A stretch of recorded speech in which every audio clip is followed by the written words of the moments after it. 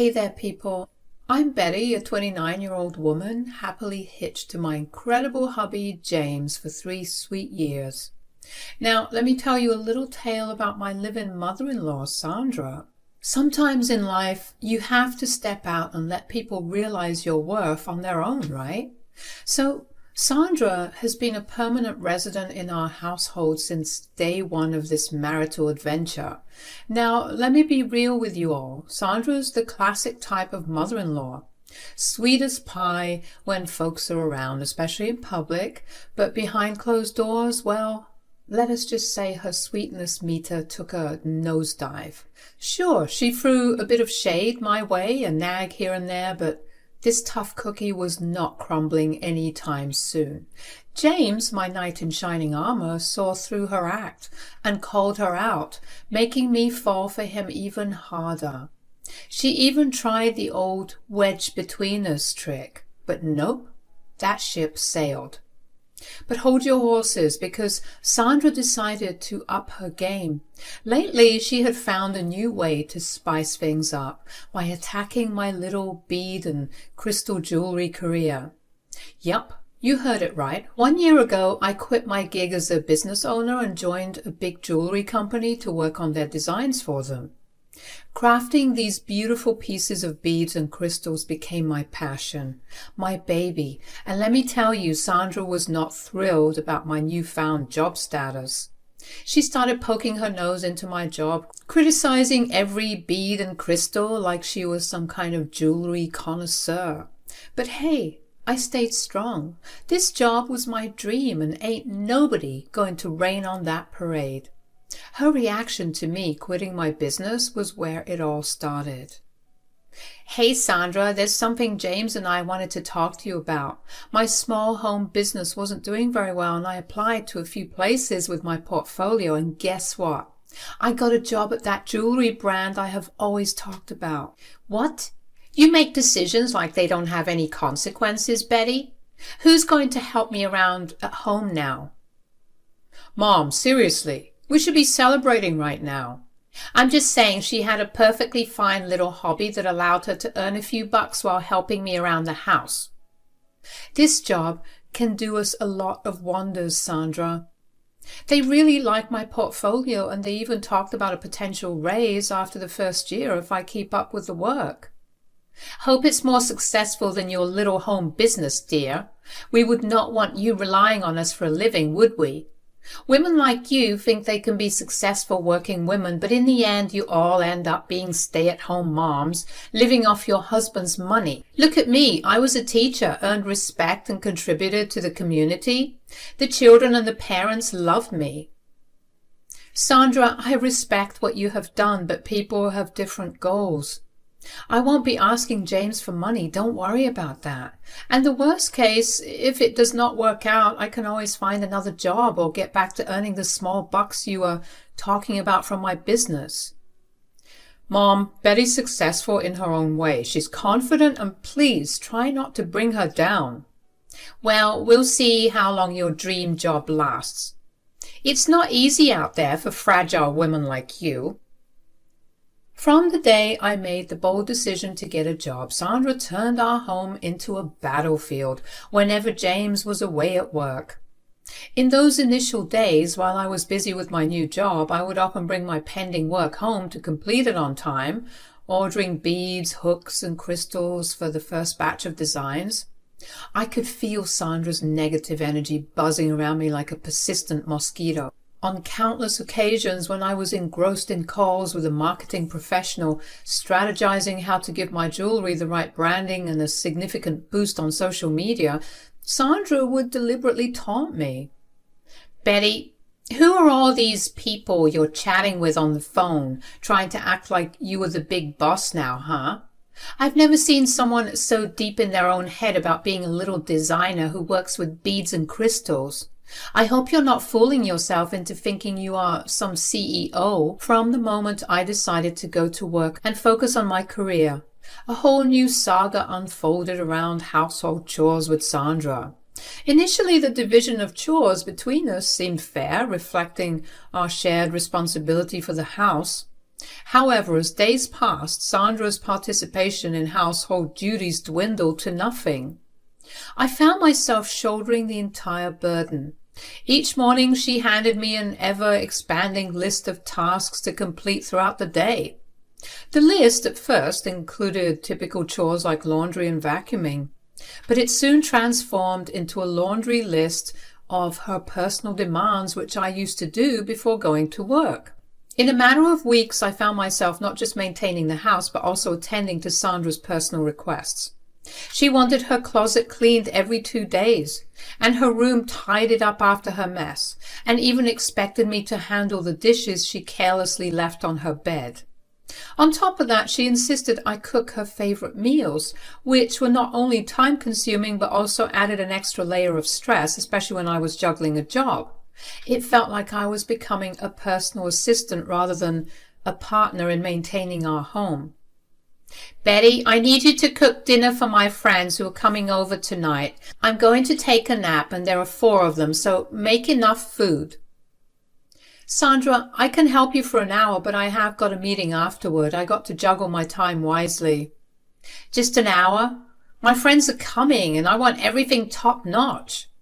"Sandra, I have been pulling my weight around here and also going to work. I can't keep dropping everything for your constant demands."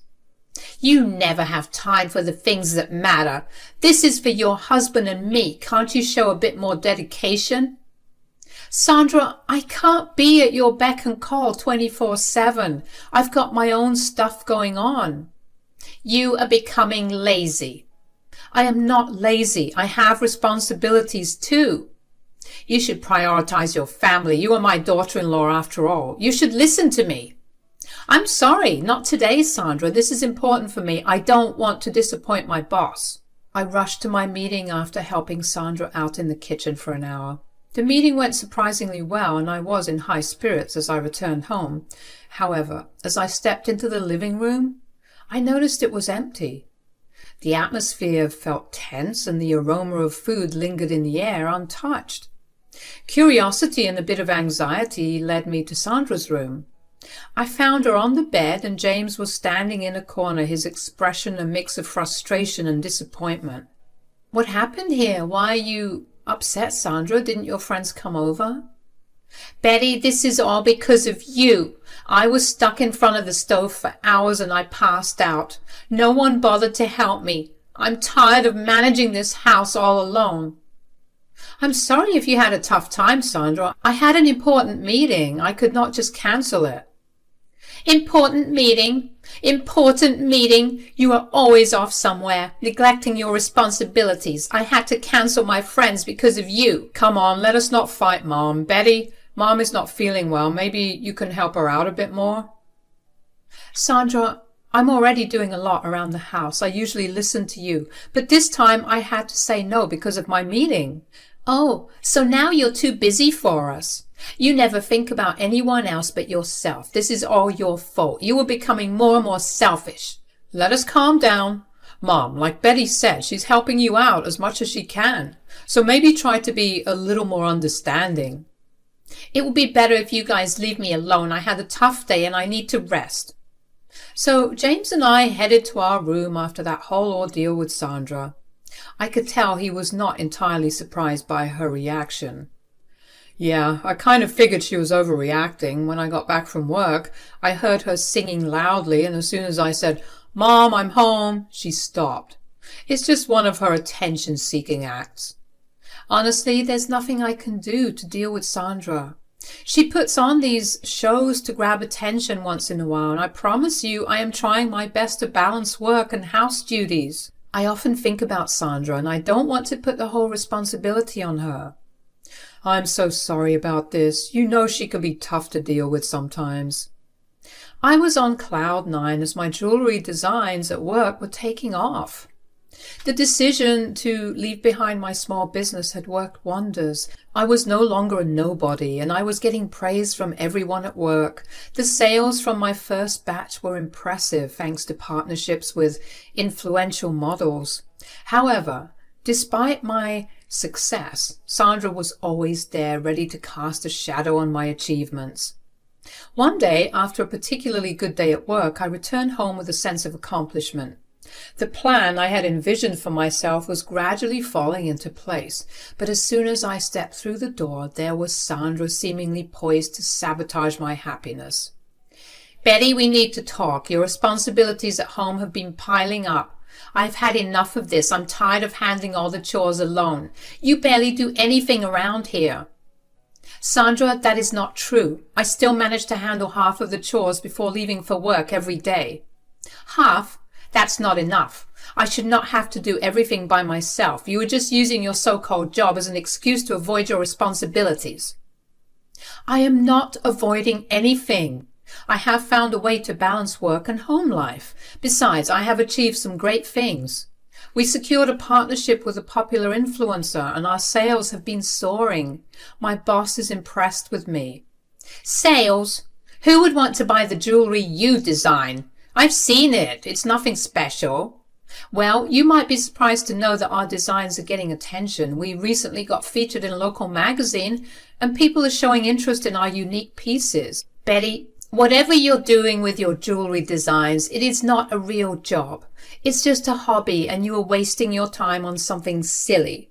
You should look up to someone more influential like me, but instead you're on a path of being a total flop show." After enduring Sandra's constant criticism, I reached a point where I'd had enough. It felt like she did not recognize the effort I was putting into making things better for us all. For the next few days, I decided to maintain my distance. I would go to the job, come back home, and James and I would have a silent dinner. Sandra did not seem inclined to apologize, and I was standing my ground.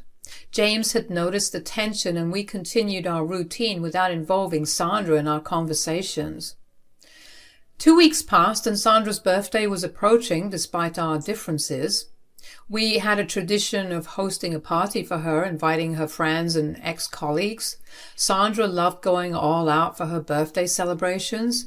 Even though our relationship was strained, I believed in the importance of celebrating people on their birthdays. I did not want to continue the silent treatment during such a special occasion, so I decided to talk to James about it.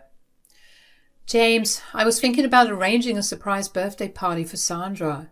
I know we have not been on the best terms lately, but I thought it could be a way to mend things, at least for a day." "Are you sure you want to do that, Betty? You and Mom have been having your differences, and I would not want the party to turn into another source of conflict." "It is okay, James. I've accepted that she has her opinions and I don't want to ruin her birthday for her. This is about making her feel special on her day, and maybe, just maybe, it will open the door for a better understanding between us." "If you think it will bring some positivity, then let's go for it. We can plan something thoughtful, gather her friends, and make it a day she'll remember like always." The night before Sandra's birthday, James took her out for a surprise evening dinner, giving me the perfect opportunity to transform our home into a festive haven. As they left, I got to work decorating the living room with colorful streamers and vibrant balloons, creating an atmosphere of celebration. I carefully arranged Sandra's favorite flowers on the table, adding a touch of elegance to the room. A banner with "Happy Birthday, Sandra" hung prominently. I waited in the living room for James and Sandra to finally return home, and when they finally did, there was a look of surprise on Sandra's face. "Oh my goodness, what is this?" "Happy early birthday, Sandra. I know we have had our differences, but I wanted to extend an olive branch. Let us put the past behind us and start afresh." "Yeah, Mom. Betty's been working hard to make tomorrow special for you. It was all her idea. So we both decided to throw a party for you." "Well, isn't all this something? A party for me? That is unexpected. I thought it would be nice to celebrate your birthday together. We've done it every year since James and I got married. We both have put in a lot of effort to make it special for tomorrow." "Mom, it's a gesture of goodwill." "Well, I appreciate the effort, James. Thank you for thinking of me. I feel exhausted. Time for me to head to my room, though, and rest for the big day tomorrow." I was shocked. Sandra did not even acknowledge my efforts or thank me for the decorations. It felt like she was intentionally avoiding any connection. James reassured me, saying, "Maybe she'll come around and talk to you tomorrow." The next morning, James and I both took the day off from work. Sandra spent the first half of the day in her room while James prepared her favorite breakfast in bed. Meanwhile, I baked a large cake for the upcoming party, expecting around 25 people. I had also crafted a beautiful crystal bracelet with her birthstone as a special gift for Sandra. It sparkled with elegance. In the afternoon, I decided to personally give the bracelet to Sandra in her room. I knocked gently on the door and entered. "Sandra, can I come in?" "Sure." "Sandra, I wanted to give you this. It's a crystal bracelet I made for you. I hope you like it." A bracelet? Well, thank you, Betty. I suppose it's the thought that counts. I put a lot of effort into it. I thought you might appreciate something handmade. It also included your birthstone to make it extra special." "It's fine. You can leave it there." "Okay, Sandra. I just thought it might bring a smile to your face. Anyway, I will see you at the party later. Happy birthday once again." The party kicked off in the evening and guests started streaming into our decorated living room. I had gone all out to make Sandra's birthday celebration special despite our differences. As the music played and laughter echoed through the room, I could not help but feel a mix of excitement and anxiety. Sandra joined the gathering and I observed her interactions from a distance. She seemed to enjoy the attention. I had prepared a variety of dishes, considering everyone's preferences. The moment finally arrived for the grand cake cutting. We gathered around the beautifully decorated cake, and with a smile on her face, she made a wish and blew out the candles, and the room erupted into applause and cheers. After the party wrapped up, people said their goodbyes, leaving us with the aftermath of a great time. James, being the life of the party, headed straight to bed after a bit too much fun, and Sandra found a comfy spot to chill, probably taking a breather from all the chaos. Meanwhile, I got stuck with the post-party clean-up duty. The once lively kitchen turned into a solo cleaning operation. In the midst of clattering dishes and the dishwasher's drone, the house settled into a sort of quiet. "By the way, here's the precious bracelet that you gave me. I did not want to create a scene before the party, but I can't accept this." "What's wrong? Why don't you want it?" "I don't believe in your job, Betty. Your little talent, as you like to call it, is useless, and I would not accept anything that comes from it. I'm a woman of principles." "Sandra, we had a great time today. Can't we just enjoy the moment? You don't have to bring this up again." "Yes, we did have a great time indeed. That is why I want you to focus on this house.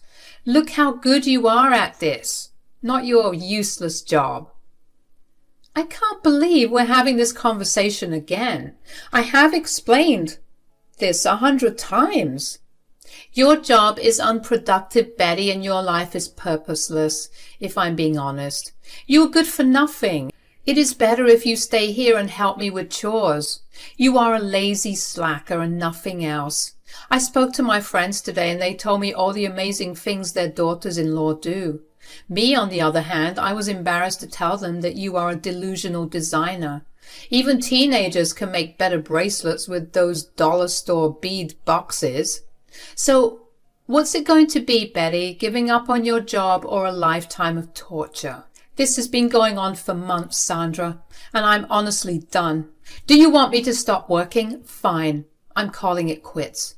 I will call my boss tomorrow and make an excuse. You want me to stay at home and work for you? I will do that." "Are you serious?" "Damn sure I am. Watch me." "Thank God you came to your senses. Life is going to be easier for me from now on." "I hope you're happy now. I'm done defending myself. If this makes you feel victorious, so be it." "It's for the best, Betty. You will see. Now, let's see how useful you can be around the house." "Yeah, we will see about that. Now, let's get back to the dishes. There is plenty to be done around here." "Of course, plenty to be done. Exactly." So there I was, storming into our room after cleaning the entire house, feeling the weight of frustration and resentment. I climbed into bed next to James, who was still in a deep slumber. The next morning I woke up with a newfound determination. I called my boss and told him I quit. Now, you might wonder how I could easily give up my job just because of Sandra. Well, I had a plan. A plan to make her realize who runs things around the house. Let me fill you in on a little secret about the debt Sandra was under. My late father-in-law left her with a significant financial burden, and there was a monthly installment of $3,500 she was supposed to pay. Sandra, under the impression that James, her son, had been covering these payments, was blissfully unaware of the truth. Guess who actually funded these payments? Yes, you got it right. It was coming from my account, the money I earned through my small business. This was the reason I was always left with just a few bucks that Sandra would mock. Now, with my job, I initially thought I would continue helping her out.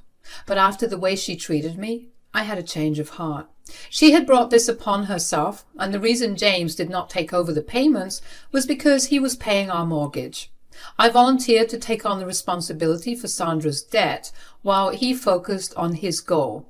But now that I had become the housewife she so desired, I decided it was time to see how she would react when the burden of her monthly installment fell squarely on her shoulders. After the way she treated you, making you quit your job, it's not something I'm willing to let slide.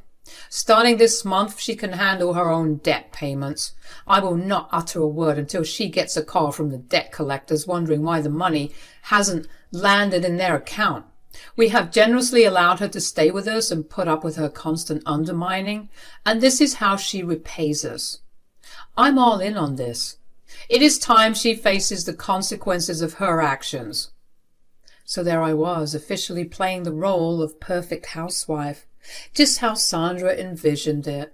Chores, laundry, cooking, you name it, I did it. It was tiring being her personal assistant for every little thing. I felt like I had become the servant of the house. But there was a silver lining, and it was the impending debt payment. Sandra, of course, reveled in the newfound luxury of having someone to manage her affairs. She bossed me around like there was no tomorrow, making sure I was well aware of my duties around the house. It was exhausting, but I kept reminding myself of the plan. About a month later, the big day finally came. Betty, remind James about the debt payment. I just received a call and it's due. Why should I remind him? He's not the one who's been paying off your debt. What do you mean? I mean, Sandra, it was me. I've been using the money from my small business to cover the payments. Even when I got a job, I continued to contribute. But now, since you've made me your housewife, I'm not working anymore. I don't have the money to pay for it. What? You've been handling the payments all this time? I had no idea. Sandra, you wanted a perfect housewife. Well, you've got one. But a housewife doesn't magically make money appear. Since I've quit my job and you've taken away my means to contribute, it's time for you to figure out how to handle your own responsibilities. You think this is a joke? You can't just quit contributing to the debt and act like it's not your problem. Sandra, it was never my problem. I can't believe you're doing this to me. Okay, listen, Betty, I'm sorry about everything I've put you through, and can we please go back to the way things were? You can go work all you want. I will manage all the chores at home. I shouldn't have behaved that way. My deepest apologies to you, dear. I should have respected you and your work. Sandra, please quit playing the saint now. It's too late. So after James and I stood our ground, Sandra had no choice but to figure things out herself. She sold some of her jewelry to make the debt payments for a couple of months. Now the dynamics at home have shifted. Sandra is no longer the bossy figure she used to be. Instead, she's more reserved, showering me with apologies left and right. As for me, I reached out to my previous boss, and luckily they were willing to take me back.